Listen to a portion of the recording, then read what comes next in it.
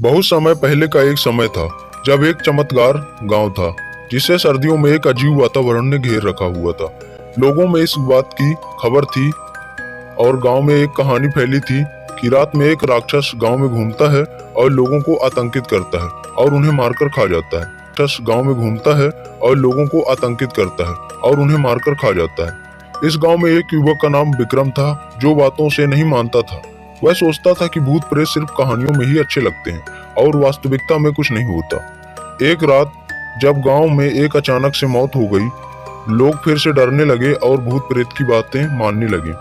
विक्रम ने उनकी सभी बातों को नकार दिया और गांव के सबसे पुराने मंदिर में से एक स्थान पर जाने का निर्णय लिया। वह लोगों के डर से उनके साथ कोई नहीं गया। विक्रम ने मंदिर में एक पुराना पुस्तक ढूंढी और उसे पढ़ने लगा। जैसे ही उसने पुस्तक की पन्ने पलटाई, एक आवाज सुनाई दी, तुम कौन हो? विक्रम डर गया, फिर अपनी हिम्मत जुटाई और देखने के लिए पीछे मुड़ा।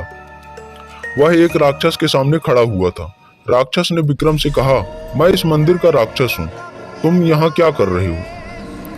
विक्रम डर से कांप रहा था, पर उसने अपनी बहादुरी दिखाई और राक्षस से कहा, मुझे यहाँ कोई सच्चाई जाननी है।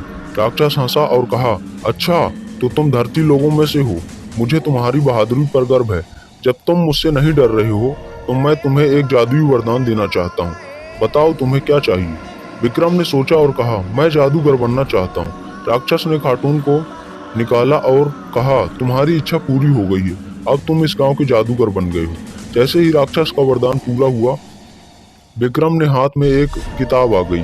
वह जादू सीखने लगा और कुछ ही दिनों में उसने अपने गांव में जादूगरी का प्रदर्शन शुरू किया।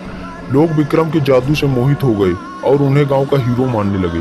पर जैसे जैसे विक्रम की शक्ति बढ़ने लगी, उनका अहंकार भी बढ़ रहा था। वह लोगों को जादू के झूठे फसानों में फंसाकर लोगों को लुभा रहा था।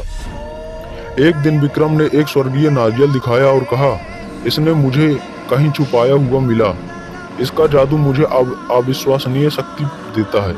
लोगों ने उसकी बातों पर विश्वास किया और विक्रम ने उन्हें बताया कि वह इस नारियल की शक्ति से गांव को सुरक्षित कर सकता है।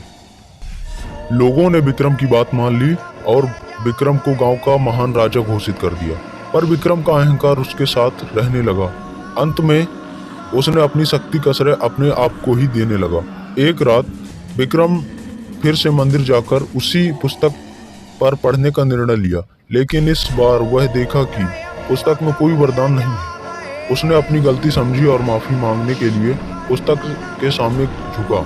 तभी पुस्तक के पन्ने फटफटाकर उसके हाथ में समाप्त हो गए और राक्षस की आवाज सुनाई दी, अब तो तुम समझ ही गए होगे कि शक्ति सिर्फ शक्ति से नहीं बल्कि निष्ठा और सहजता से मिलती है। विक्रम ने अपनी गलतियों को स्वीकार किया और राक्षस से क्षमा मांगी। राक्षस ने उसे एक और मौका दिया और फिर विक्रम ने मंदिर में जाकर पढ़ना जारी रखा। यह बातें सुनकर लोगों का विश्वास और सम्मान फिर से विक्रम के प्रति बढ़ गया और उनके गांव में फिर से खुशहाली लौट आई। राक्षस ने विक्रम को सिखाया कि सच्ची शक्ति विश्वास और समर्पण में होती है, ना कि अहंकार में। और ऐसे ही जादुई गांव की इस रूहानियत में एक अजीब और बेहद रोमांचक कहानी बुनी गई। हेलो दोस्तों, क्या आपको भी इस तरह की स्टोरी सुनने में और देखने में मजा आता है?